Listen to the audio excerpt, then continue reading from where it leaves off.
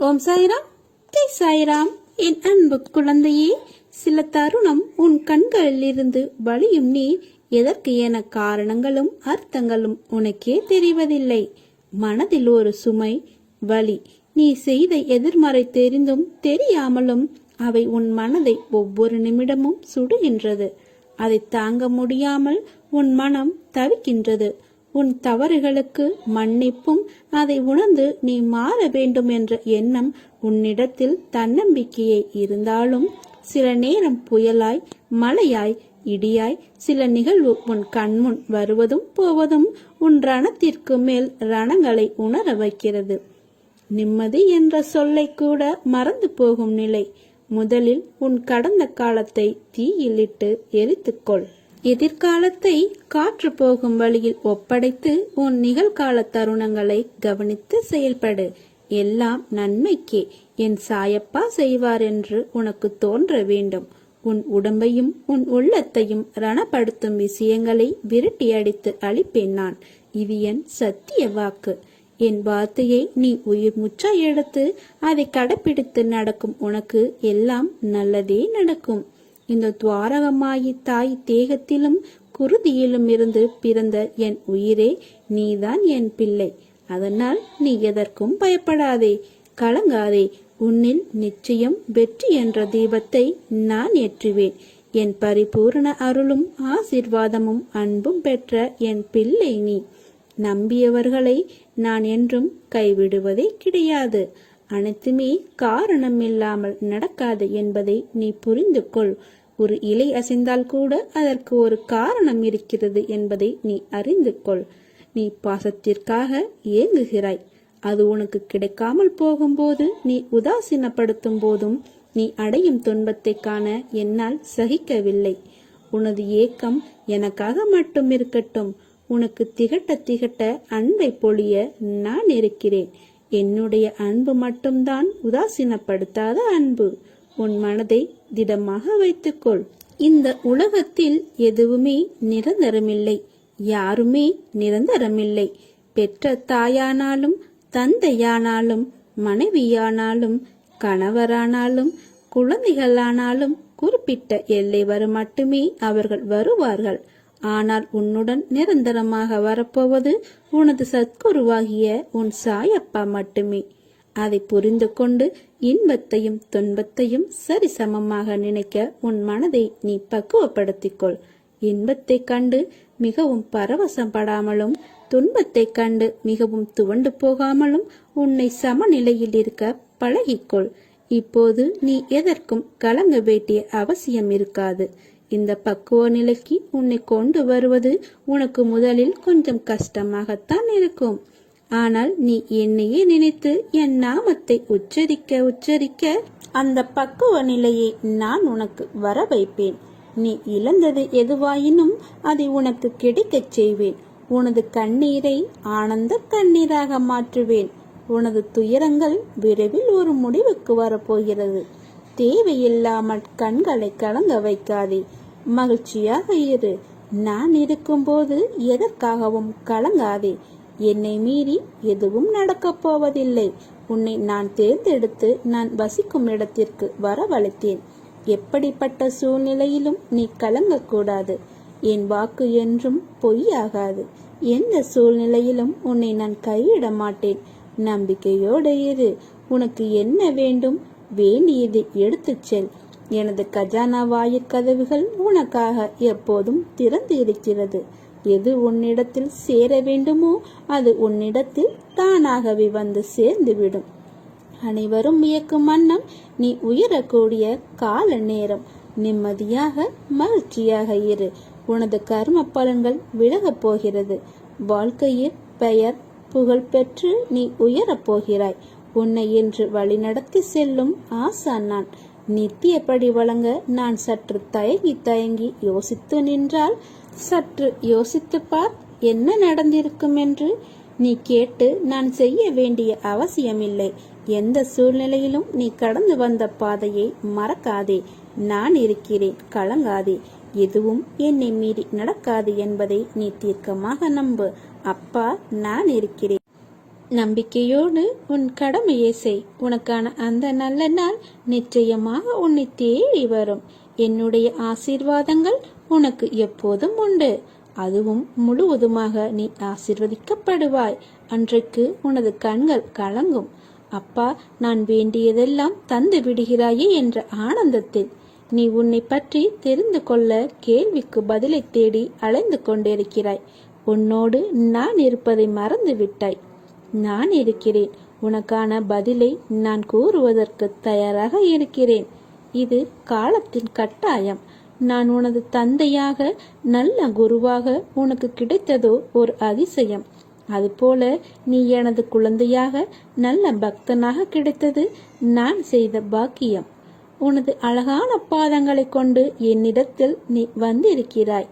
அப்பா, நான் இப்போது வளர்ந்து விட்டேன், நான் இன்னும் சிறு பிள்ளை இல்லை என்கிறாய். என் குழந்தை எனக்கு எப்போதுமே சிறு பிள்ளைதான். எனது பாதங்களை எதற்காக நகர்த்த வேண்டும்? நான் தனியாக போகக்கூடாதா என்றுதானே நீ நினைக்கிறாய்? இத்தருணத்தில் உனது மனதில் என்ன என்ன ஆசைகள் தோன்றின? சற்று நினைத்துப்பார். எனக்கு நீ எப்போதும் சிறு பிள்ளைதான். உனது அத்தனை தேவைகளையும் பூர்த்தி செய்பவன் நான் தான். உன்னை புண்படுத்தி வருத்தப்பட செய்தவர்களை நான் பார்த்து கொள்கிறேன். நீ என்னிடம் விட்டுவிடு.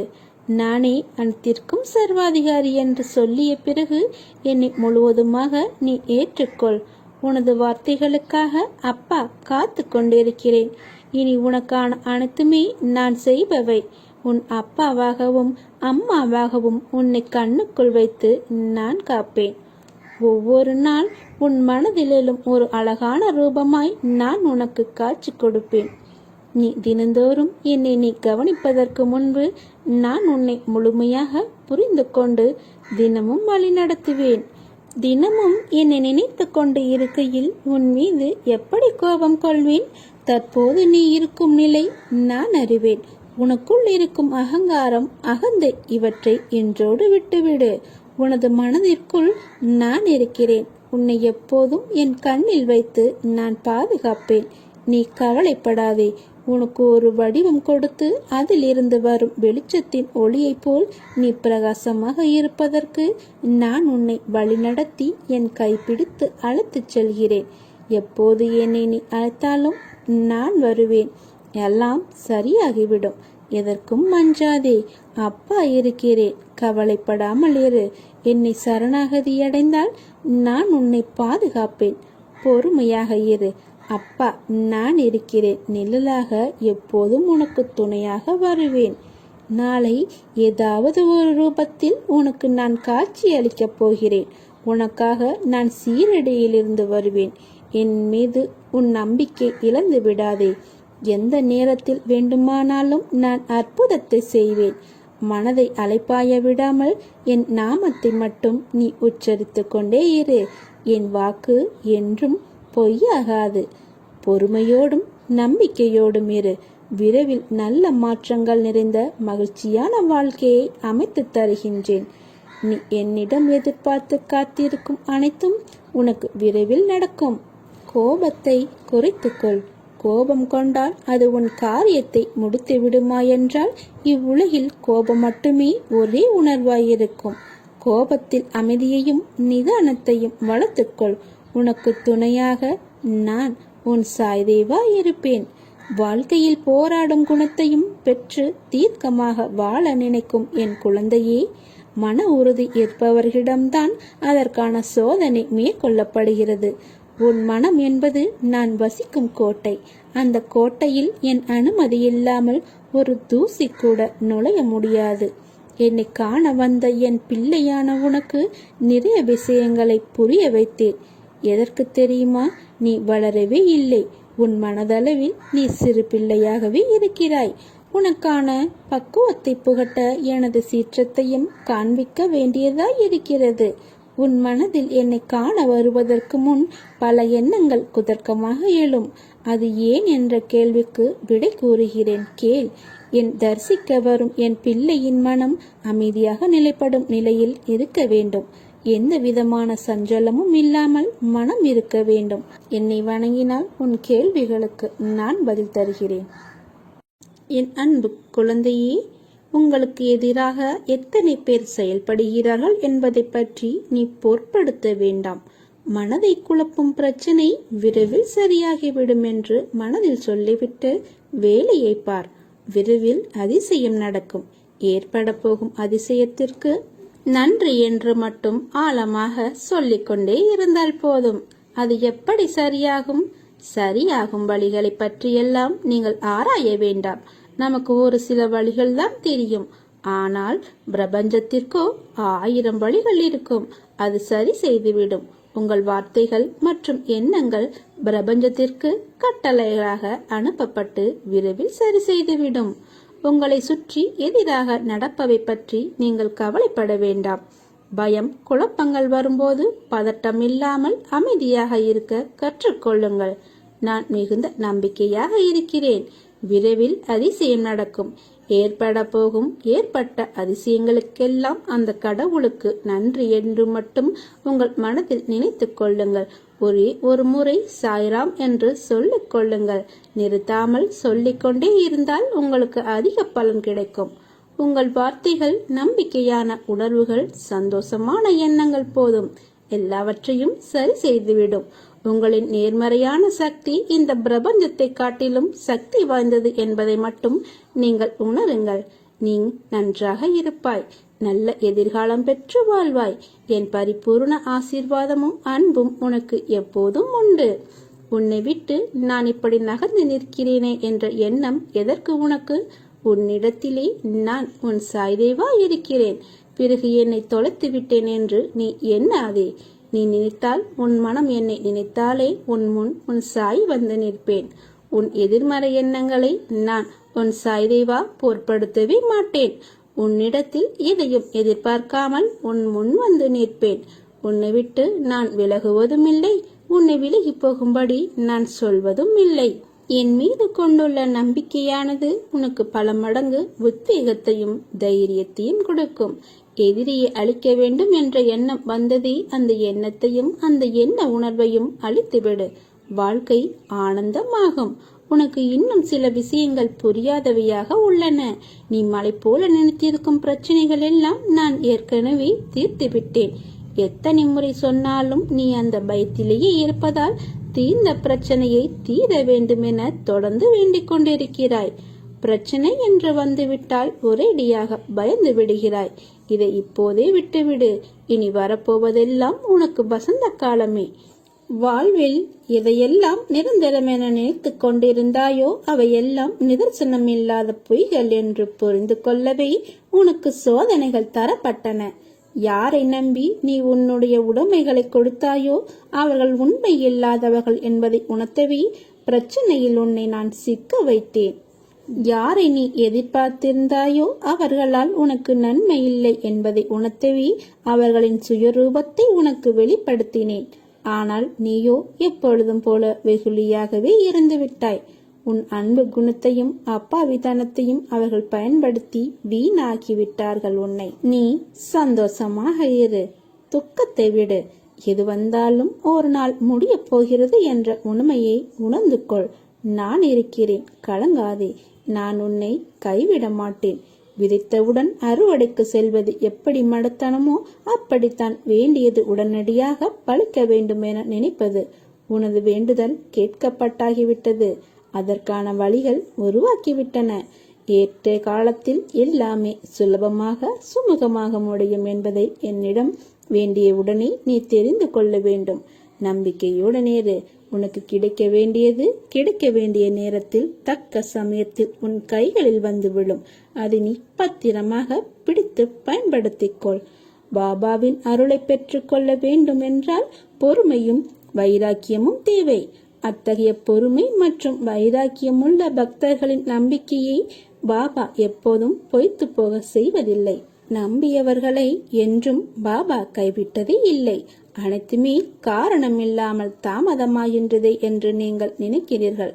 ஆனால் அனைத்தும் காரணத்துடன் தாமதமாகின்றது என்று சாய் சொல்கிறார். நீ வேண்டிய விஷயம் தாமதமானதற்கு ஒரு காரணம் இருக்கிறது.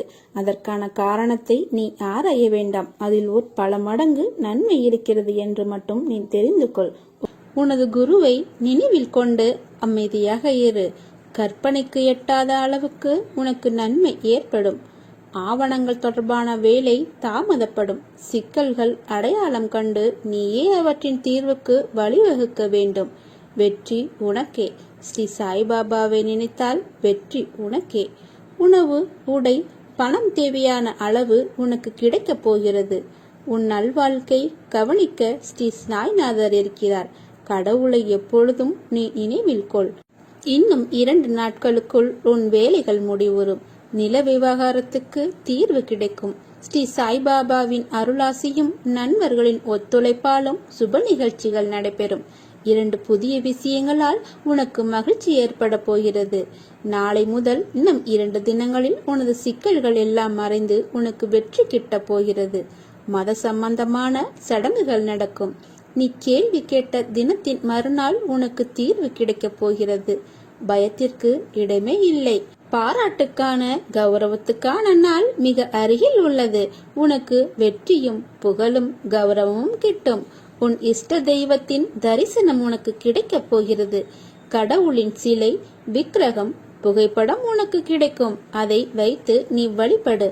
உனக்கு மன நிம்மதி, பணவரவு, மகிழ்ச்சிகள் ஏற்படும். மூதாதையர்கள் செய்து வந்த மதச்சடங்குகள் நின்று போயிருக்கின்றன. அவற்றை மறுபடியும் தொடங்கி செய்.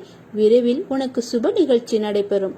வெற்றி கிட்டும். ஸ்ரீ சாய்நாதரை நினைத்துக்கொள். வேறுபாடு காட்டாதே. உனக்கு ஏதோ ஒன்று கிடைக்கும். முன்னேற்றம் ஏற்படும். அதிலிருந்து நீ முன்னேறி வா. ஒரு இளம் வயது நபரால் உனக்கு ஆதாயம் ஏற்பட போகிறது. புதிய அறிமுகம் கிடைக்கும். கேள்வி கேட்ட தினத்திற்கு பின் வரும் ஞாயிற்றுக்கிழமை உனக்கு ஒரு ஆதாயம் ஏற்படும். நன்றாக ஞாபகம் வைத்துக்கொள். நீ எப்போது என்னிடம் கேள்வி கேட்கிறாயோ அதிலிருந்து வரும் ஞாயிற்றுக்கிழமை உனக்கு ஒரு அதிசயம் நடக்கும். நீ கேட்ட கேள்விக்கு ஆதாயம் கிடைக்கும். பல நாட்களாக நீ இழந்து தவித்த பொருளை மீண்டும் அடைவாய். ஞாயிறன்று அது உனக்கு கிடைக்கும்படி நான் செய்வேன். கண்டோபா கோவிலுக்கு செல். மரங்கள் மற்றும் நிலத்தில் இன்பம் கிடைக்கும். வியாழன் வெள்ளியில் ஸ்ரீ சாய்நாதரை நினைத்து தீபம் ஏற்று. உனக்கு நன்மை ஏற்படும். புதிய நில விவகாரங்களில் நன்மை உண்டு. மக்கள் மகிழ்ச்சியோடு இருப்பார்கள். விரைவில் உனக்கு குரு யோகம் ஏற்பட போகிறது. அன்று உனக்கு முக்கியமான அலுவல்கள் நடைபெறும். உனக்கு கவலைகள் எல்லாம் மறைந்து நீ மகிழ்ச்சி அடைவாய். புதிய வேலைகள் நடைபெறும். உனக்கு செலவுகள் அதிகரித்தாலும் ஞாயிற்றுக்கிழமை அன்று உன் வேலைகள் முடிவுறும். நீ வெற்றி அடைவாய். பணமும் புகழும் உனக்கு கிட்டும். கடந்த 2 மாதங்களாக தாமதமான வேலைகள் உனக்கு முடிவுறும். இழந்த பொருளை மீண்டும் அடைவாய். சுபமான நிகழ்ச்சிகள் நடக்கும். ஒரு சிறந்த மகானை காண உனக்கு ஒரு வாய்ப்பு கிடைக்கப் போகிறது. அந்த மகானாக வருவது நான். உன் சாயப்பாவை நீ கண்டு கொள். உனக்கு நான் பல ஆசீர்வாதங்களை தர காத்திருக்கிறேன். பொறுமையாக செயல்படு. அவசரப்பட்டு எடுக்கப்படும் எந்த ஒரு முடிவும் சரியாகாது. கோபம் வரும்பொழுது என்னை நினைத்துக்கொள். ஓம் சாய்ராம் அல்லது சாயி சாயி என்று கூற பழகு. அனைத்தும் சரியாகும். உனக்கு நான் இருக்கிறேன். ஜாதகம், கைரேகைக்காரர்களின் ஜோசியம் ஆகியோரின் முன்னோடி உரைகளை தூக்கி எறிந்துவிட்டு என்னை மட்டுமே நீ நம்பு. என்னை நம்பி என்பால் லயமாகும் மனிதனின் எல்லா காரியங்களையும் பொம்மலாட்டத்தை போன்று நான் நின்று நடத்தி வருகிறேன். உனக்கு எல்லாம் சாதகமாக நான் மாற்றித் தருகிறேன். என் வார்த்தைகள் மீது நம்பிக்கை வை. இல்லாவிட்டால் நான் செய்யும் அற்புதங்களின் காரணமாகவாவது என் மீது நம்பிக்கை வைத்து என் நாமத்தை துதி செய்யுங்கள். உங்கள் கோரிக்கைகளை நிறைவேற்றி உங்கள் பிரார்த்தனை அனைத்திற்கும் பதில் கொடுப்பதற்காகவே நான் அவதரித்து வந்தவன் என்பதை நீங்கள் உணர்ந்து கொள்ளுங்கள். உணவு, உடை இவற்றை பொறுத்த மட்டில் வறுமையோ இல்லாமையோ எனது அடியவர்களின் வீட்டில் இருக்காது. தங்கள் மனதை எப்போதும் என் மீது லயமாக்குங்கள். என்னையே முழு மனதுடன் வழிபடும் அடியவர்களின் நலன்களை எப்போதும் கவனிப்பது என்னுடைய சிறப்பியல்பு. கீதையிலும் கிருஷ்ண பரமாத்மா இதையேதான் கூறியிருக்கிறார். எனவே உணவுக்காகவும் உடைவுக்காகவும் கடின முயற்சி எடுக்காதே. உங்களுக்கு எது வேண்டுமானாலும் கடவுளிடமிருந்து கேளுங்கள். இவ்வுலக கௌரவத்தை விட்டுவிட்டு கடவுளின் அருளையும் ஆசியையும் பெறுங்கள். அவரிடம் நீங்க முழு ஆசியை பெற்றால் உங்களுக்கு நல்லது நடக்கும். நீ வேண்டியதும் வேண்டாததும் உங்களுக்கு கிடைக்கும். நல்லதே நடக்கும். ஓம் சாய்ராம்.